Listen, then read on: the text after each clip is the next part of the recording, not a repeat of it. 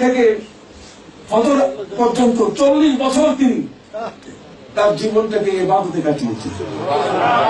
পানির পাশে বসাই দেওয়ার পর তিনি বলছেন যে এখানে উজু করবো না, এখানে গুনাহ ভাসতেছে। ইমাম আবু হানিফা কথা বল না, যিনি 100 বার আল্লাহর নূরকে দেখেছেন, সেই ইমাম আবু হানিফা রাহমাতুল্লাহ আলাইহিকে নিয়ে টিটকারি করে, মশকরা করে, কথা বল, তাকে নিয়ে বাজে কথা বলে। অথচ নবী করিম সাল্লাল্লাহু আলাইহি ওয়াসাল্লাম বলেছেন তার হাদিস যে সারা পৃথিবীর সমস্ত জ্ঞান যদি লুকিয়ে যায় সুরাইয়া তারকায়, ওই মোস্তারা তারকার মধ্যে লুকিয়ে যায়, তাহলে পারস্য বংশোদ্ভূত একজন যুবক সেখান থেকে সেই জ্ঞানটাকে উদ্ধার করে মানুষের কাছে বিতরণ করবে। অতএব তিনি হাদিসের কিতাব লিখেছেন, কিতাবুল আসার, বিশাল বড় সেই হাদিসের কিতাব লিখেছেন ইমাম শাফি কিতাবুল ইমাম আহমদ বিন হাম্বল, যার নামে হাম্বলি মাযহাব, তিনি আমার নবীর প্রায় 9.5 লক্ষ হাদিসের হাফেজ ছিলেন। ইমাম বুখারী হলেন 6 লক্ষ হাদিসের হাফেজ, আর তার ওস্তাদ হলেন 9.5 লক্ষ হাদিসের হাফেজ। কথা বলে, তাহলে ইমাম আবু হানিফা জন্ম নিয়েছেন 80 হিজরি সালে। আমার নবী বলছেন বিদায় হজের ভাষণে যে আমার সাহাবীরা 100 বছর বাঁচবে, 100 বছরের পরে আর আমার কোন সাহাবী থাকবে না। এখন আপনি এই শব্দটাকে কেমনে বিচার করবেন বলেন? নবী গায়েব জানে না, কি জানে? নবী বলছেন 100 বছর পরে পৃথিবীতে আমার আর কোন সাহাবী থাকবে না। ঠিক 100 বছর যেদিন শেষ হইল, সেদিন তার সর্বশেষ সাহাবী হযরত তুফাইল আল-আমারি রাদিয়াল্লাহু তাআলা ইন্তেকাল করলেন। নবীর সর্বশেষ সাহাবী সেই দিন ইন্তেকাল করেন যেদিন 100 বছর কি হয়েছে, পূর্ণ হয়েছে। আমার নবী তো সেই নবী, কথা বুঝতে পারছেন? সেই নবী প্যারানবী রাসূল কারীম সাল্লাল্লাহু আলাইহি ওয়াসাল্লাম, তার সর্বশেষ সাহাবী 110 হিজরিতে ইন্তেকাল করে। তাহলে ইমাম আবু হানিফা জন্ম নিয়েছেন 80 হিজরিতে। তাহলে 80 হিজরিতে যদি জন্ম নেয়, তাহলে তিনি সাহাবায়ে কেরামের যুগ পাইছেন কয় বছর? 30 বছর। কত বছর?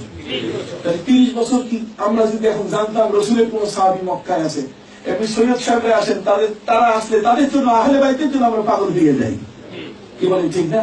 যদি আমরা জানি যে উমরের মতো কোন সাহাবী বেঁচে আছেন, তাহলে আমরা কি থাকতাম নাকি? দুনিয়ার জমি বিক্রি করে হলেও দৌড়ে চলে যেতাম যে না একটু দেখে আসি নবীর সাহাবীকে, কি বলেন ঠিক কিনা? হযরত আবু হানিফা রাহমাতুল্লাহ আলাইহির মতো ব্যক্তি তিনি কি রাসূলের সাহাবীদের সাথে সাক্ষাৎ করেন নাই? অতএব পর্যায়ক্রমে প্রত্যেকের উস্তাদ তিনি। সেই ইমাম আবু হানিফা 80 হিজরিতে জন্ম নিয়েছেন, 150-এ তিনি ইন্তেকাল করেছেন। 150-এ ইমাম শাফি জন্ম নিয়েছেন, 164 হিজরিতে ইমাম আহমদ বিন হাম্বল জন্ম নিয়েছেন। তখন ইমাম বুখারী পৃথিবীতে আসেন নাই। আমি তো ইমাম বুখারীর তার ইস্তেহাদ, তার গবেষণার উপরে আমি পিএইচডি করেছি, অর্থাৎ এমফিল করেছি বিশ্ববিদ্যালয়ে। আমার বাংলাদেশের মধ্যে সারা পৃথিবীতে এই বিষয়টির উপরে আমি একমাত্র গবেষণা করেছি। কারণ একজনে একটা বিষয়ে গবেষণা করলে ওই বিষয়টা কাউকে গবেষণা করতে দেওয়া হয় না। সে হয়তো অন্য আরেকটা নামে গবেষণা করবে, কিন্তু এই নামে গবেষণা করার কোন সুযোগ নাই। অতএব ইমাম বুখারী রাহমাতুল্লাহি আলাইহি এত বড় একজন মহাপণ্ডিত, তিনি জন্ম নিচ্ছেন 194 হিজরি সনে। আর তার আগে কারা জন্ম নিলেন? 80 হিজরি সনে ইমাম আবু হানিফা, 94-তে ইমাম মালিক, 150-এ ইমাম শাফি, 164-তে ইমাম হাম্বল। এদের কি ইসলাম ছিল না? এরা কি মুসলমান ছিলেন না? জোরে বলেন, এরা কি মুসলমান ছিলেন না? এরা কি তারাবির নামাজ পড়েন নাই? এরা কি তারাবির নামাজ পড়েন নাই? এরা কি কাবলার জুমা বাদাল জুমা পড়েন নাই? এরা কি নামাজের পরে হাত তুলে মুনাজাত করেন নাই? অবশ্যই হাত তুলে মুনাজাত করেছেন। এই জন্য আমি বড় কষ্ট করে আপনাদের খেদমতে একটা ছোট্ট বই লিখে নিয়ে এসেছি। এবার আসিতে প্রতিবারে একটা বই, কতিপয় বিভ্রান্তির সমাধান। অথচ আমরা একটা সমাধান চাই, আমরা একটা পিওর ইসলাম থেকে চাই। যে কারণে এখানে প্রায় 36-37টা এই ধরনের মাসলা, যেটাতে খুব গোলমাল গোলযোগ, এটার বাংলা ভাষায়, এটা ডকুমেন্টারি, প্রত্যেকটা হাদিস, হাদিসের বাংলা অর্থ লিখে লিখে আমি এখানে উপস্থিত করেছি দলিল দিয়ে, যাতে মানুষ যার ঘরে থাকবে তিনি যেন ঘরে একবার চশমা লাগিয়ে যদি তিনি পড়েন, তাহলে হয়তো বা তার বড় সহজ হবে একটা বিষয় সম্বন্ধে সমাধান নেওয়া। যে যারা বলে হাদিসেই নাই, দেখি এখানে রেফারেন্স, নাম কোথায় কোন জায়গায় আছে, কোন জায়গা থেকে নেওয়া হয়েছে, পারলে প্রত্যেকেই নেবেন। কয়েকটা মাত্র কিতাব আছে, $10 করে যদি সুযোগ হয় আপনারা নেবেন। আমি যে কথা বলতে চাই, ইমাম আবু হানিফা, ইমাম শাফি, ইমাম মালিক, ইমাম আহমদ বিন হাম্বল, ইমাম আহমদ বিন হাম্বলের জানাজার নামাজে 6 লক্ষ মানুষ শরীক হয়েছে। জিজ্ঞাসা করা হচ্ছে এই লোকগুলোকে একটা আরেকটার সাথে চেনা যায় না, কে কারা? তখন বলা হলো ফিলিপাইনের যিনি, তিনি বলছেন আমাকে 25 দিন আগে স্বপ্নে দেখানো হয়েছে ইমাম আহমদের জানাজা পড়তে গেলে তুমি এখন রওনা হও। কাউকে 1 মাস আগে, কাউকে 25 দিন আগে। জগতের মধ্যে এই ভালো মানুষগুলো যারা আমাদের কাছে ইসলাম দিয়ে গেছেন, তাদের ইসলাম নাকি এখন পিওর ইসলাম নয়, কতক্ষণ না এরা এখন শর্ট কোর্স নিয়ে এসেছে। তারা বিনা কি 8 টাকা, অথচ তারা কি 20 টাকা। ওই বছর আমার পরে তোমরা আবু বকর উমরকে অনুসরণ করবে। উমর 20 টাকা চালু করে গেলেন। উমর বাদ, মৌলভী সাহেব আগায় গেছে অনেক বেশি। কথা কি বুঝতে পেরেছেন? সম্মানিত সুধী ভাইরা আমার, নামাজের পরে হাত তুলে দোয়া আছে কিনা? অবাক কাণ্ড, দোয়া দিয়ে গোটা জগৎ চলে এসেছে। পৃথিবীতে যারা পিওর ইসলাম আমাদেরকে দান করলেন, যারা মুস্তাহাব পর্যন্ত ছাড়েন নাই, এই সমস্ত ওলিয়া উলিয়ারা তারা হলেন আমাদের সবচেয়ে বড় অগ্রগামী ব্যক্তি। আল্লামা সাহেব কেবলা শামসুল উলামা আল্লামা আব্দুল লতিফ চৌধুরী রহমতুল্লাহ আলাইহি, ফুলতলি সাহেব কেবলার মতো ব্যক্তি এই বিষয়গুলো তিনি ছিলেন অনেক বড় মাপের আলেম। কথা বল না, অনেক বড় মাপের কি আলেম। আমেরিকায় যখন তিনি আসেন তখন নিউ জার্সিতে তিনি প্লেন থেকে নেমেছিলেন। কথা বল না, প্লেন থেকে নামার পরে যখন তাকে নিউ ইয়র্কে নিয়ে আসা হচ্ছিল, পাশের দেশে আপনারা সবই জানেন, নিয়ে আসা হচ্ছিল, তখন তিনি বলছিলেন যে তোমরা আমাকে নিয়ে যাবো কোন পথে? তখন তিনি প্রথম পা রাখছেন আমেরিকার বাড়িতে, তোমরা কোন রাস্তায় আমাকে নিয়ে যাবো? ওরা বলছে যে এই 3টা লেন আছে, 3টা রাস্তায় আপনাকে নিয়ে যাবো, তো তোমরা কোনটা নিয়ে যাবো? একটা রাস্তা বলবো, তোরা বলছে যে আমরা এই পথ দিয়ে নিয়ে যাবো। উনি বলছে যে না, এই পথ না, অন্য পথ দিয়ে নিয়ে যাও। যে পথ দিয়ে তাকে আনা হয়েছে খুব তাড়াতাড়ি তিনি পৌঁছে গেছেন। বাকি ওই পথে যারা তাকে আনতে গেছিল তারা বেশ 2 ঘন্টা 2.5 ঘন্টা পরে পৌঁছছে। তো জিজ্ঞেস করে তোমাদের দেরি হলো কেন? ওরা বলছে যে পথে এত বড় একটা অ্যাক্সিডেন্ট হয়েছে যে যেটাকে হেলিকপ্টার দিয়ে সরাই দিয়েছে। কতক্ষণ আল্লাহর ওলিদের চোখে তাকুম মিন ফিরাসাতিল মুমিন ফাইন্নাহু ইয়ানজুরু বিনুরিল্লাহ। কন্যা সুবহানাল্লাহ। বরাক ভ্যালি, বদরপুর, আমি সেখানে গেছি। বরাক ভ্যালি যেখান থেকে 2টো নদীর ধারা, একটা কুশিয়ারা নদী আর একটা সুরমা নদী। এই কুশিয়ারা সুরমা নদী যেখান থেকে, সেই বরাক ভ্যালি ওই নদীটা ভাঙতে ভাঙতে এমন একটা পর্যায়ে চলে আসছে যে এই পথে এটা পুরা রোড ভেঙে চুরমার। এই রোডটা যদি ভেঙে যায় তাহলে পরবর্তীতে যারা পার্শ্ববর্তী এলাকার মানুষ মারাত্মক ক্ষতিগ্রস্ত হবে। সরকার, ভারত সরকার এই জন্য সেখানে 5 লক্ষ রুপি বরাদ্দ দিয়েছে যে অন্তত নদীর পাড় থেকে সেখানে বস্তা ফেলে হোক, পাথর ফেলে হোক, কথা বল না, বা এরকম ব্লক তৈরি করে সেটাকে উঁচু করে অন্তত পানির আঘাত থেকে যেন ভাঙ্গনটা বন্ধ করা যায়। আল্লামা সাহেব কেবলা ফুলতলি রহমতুল্লাহ আলাইহি তিনি পাশ দিয়ে মাহফিল করতে যাচ্ছিলেন। যাওয়ার সময় বলছে সাহেব এইগুলো ভাঙতেছে, সরকারের বরাদ্দ, লোকগুলো তো মারাত্মক ক্ষতি হয়ে যাবে। উনি বলছেন ওয়াজ করে ফেরার সময় এই জায়গায় আমাকে তো নামাইও। ফেরার সময় ওখানে তাকে নামানো হলো। ওই নামানো অবস্থায় তিনি নেমে দেখলেন, দেখার পরে বলে একটা কাগজ দাও। একটা কাগজে কি লেখে উনি পেঁচাইয়া উনি বলেন ওই পানিতে দিয়ে দাও, একটা পাথর বেঁধে।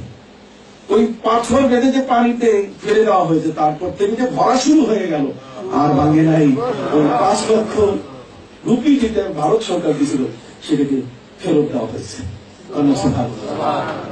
সম্মানিত সুধী, আপনারা তো রোজবেল্ট চিনেন। রোজবেল্ট আপনার নিউ ইয়র্কের রোজবেল্টে একবার আল্লামা সাহেব কেবলা ফুলতলি রহমতুল্লাহ সাথে যারা আছে তাদেরকে তোমরা দূরে থাকো। উনি পানিতে নামবেন, ওখানে পানিতে নেমে ফেলছেন।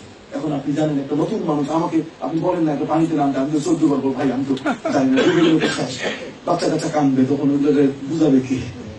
কথা বুঝতে পারছেন? আমাকে তো সহজে নামাইতে পারবে না, উনি পানিতে নেমে গেছে।